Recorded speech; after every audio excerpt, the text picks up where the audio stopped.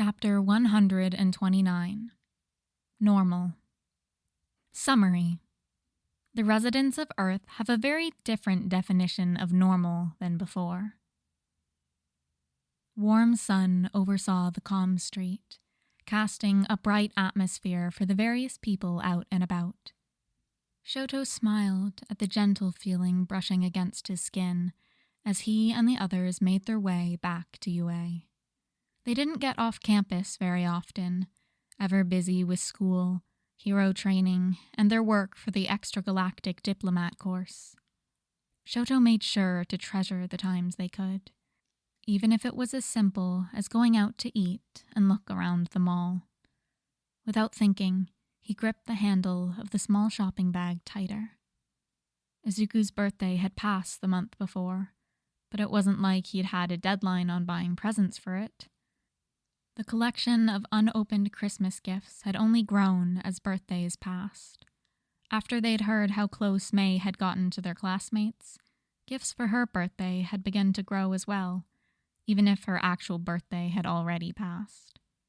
Life bustled softly throughout the street, people going about their days as normal. People deep in their own worlds of conversation babbled on without a care. You don't even know, like Irish or whatever. How could you move to Ireland? I can learn. It's just, did you see the representatives at the last UN meeting? All the pretty flowing robes and light that came from nowhere with all the little twinkles? I want to live in the fake country so bad. I can... Normal people with normal conversations. Shoto tried to focus back in on his group's own normal conversations. Ida was debating with Sero, something about what size hole he'd be able to patch with his tape in space without the pressure from space causing it to fail. The math going on was getting a little out of hand, as Ida kept insisting that any simplifications to the problem wouldn't actually accurately represent the outcome. Kirishima was brainstorming ways for Shinso to ask Kaminari out, as the other boy tried to talk himself out of the whole idea. Sue was just walking quietly, a bag of her own carrying some things she thought Uraraka and Hatsume would like. A sound from up ahead drew Shoto's attention from his classmates once again. There were low shouts overlapping with one another, a crash like shattering glass. Then 3 figures fell down to the street from a high fence, bags with various valuable items half spilled onto the quiet ground. Both groups were frozen, staring at each other for a moment. Spinner looked panicked, Mr. Compress's face hidden behind his mask, and Dabi glared challengingly. Shoto blinked back at the burnt man lazily. Want some help? He was expecting at least one, Ida, of his friends to protest his offer. These were the villains who attacked them before. Plus, they were wanted for more than a few high-profile robberies since their change in brand. But no one moved.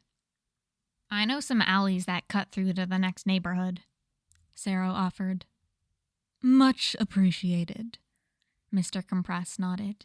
He tapped the spilled bags and did his best to stuff the marbles in his already impressively stuffed pockets. Shoto glanced at Ida, whose face was somewhere between resigned and constipated. Shinso had a consoling hand on the other boy's shoulder. It didn't seem to be helping. Possibly because Shinso was also the kid of a pro hero and seemed to care as much as Shoto about the blatant crime in front of them. The now group of 9 followed Sero as they went along their nice and normal stroll through alleys and side streets, ignoring the sound of alarms and sirens in the distance. Before long, Spinner is tugging the other 2, urging them away from the group of schoolchildren. Shoto suspects he's the smartest of the bunch. Shoto is certainly not the smartest of his bunch, so doesn't think twice about reaching out to Dabi and slipping a small plastic rectangle card into his hand. Dad never changes the pen. Dabi stared at him, expression in those familiar, striking cyan eyes, incomprehensible, before turning to follow his friends with a smile.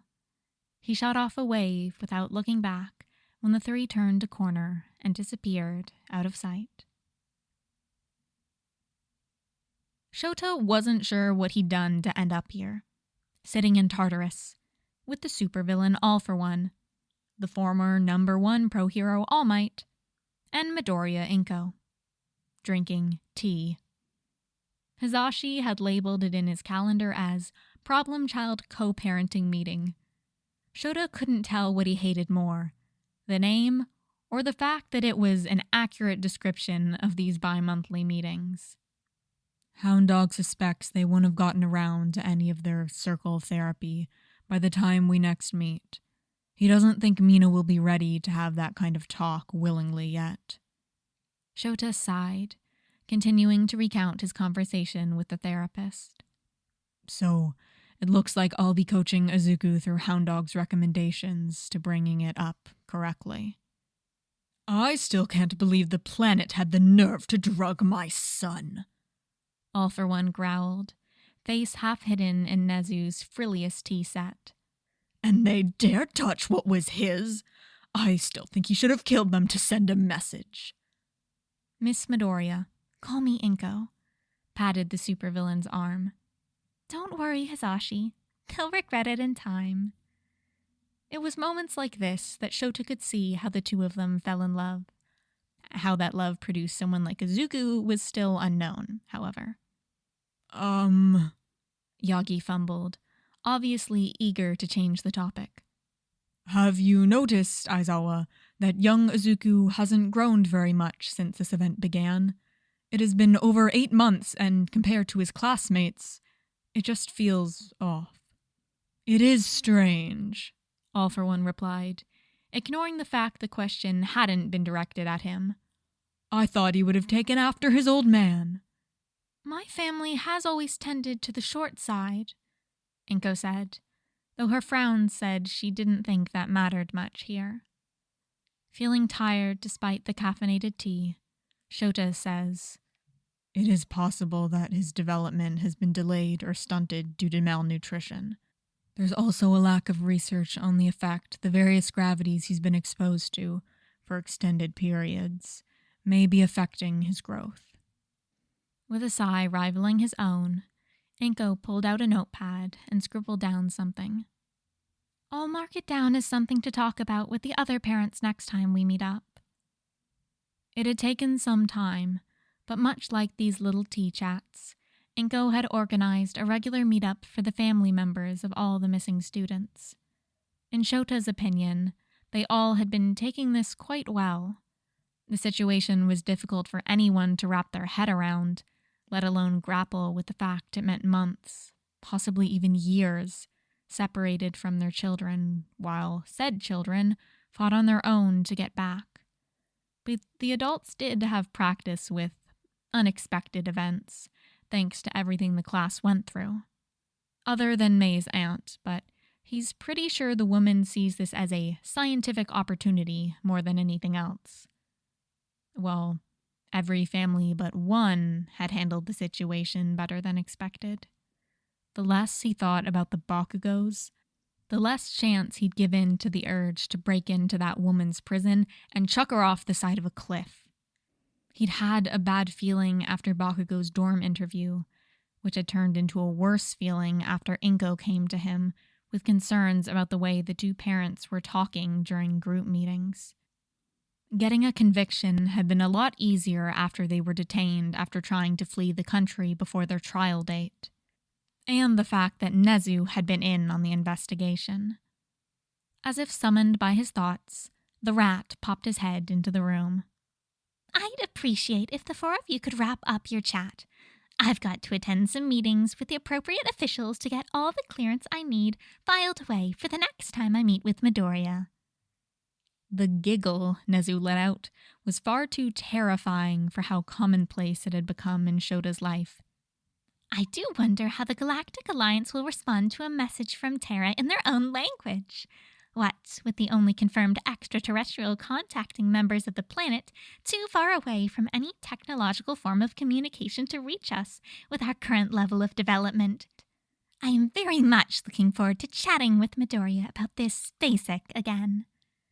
Shota doesn't have it in him to feel sorry for the fuckers who will have to deal with Nezu's evil scheming. Should have done better. If they'd done their job well enough, who knows, they might not have had to deal with Earth for another few hundred more years.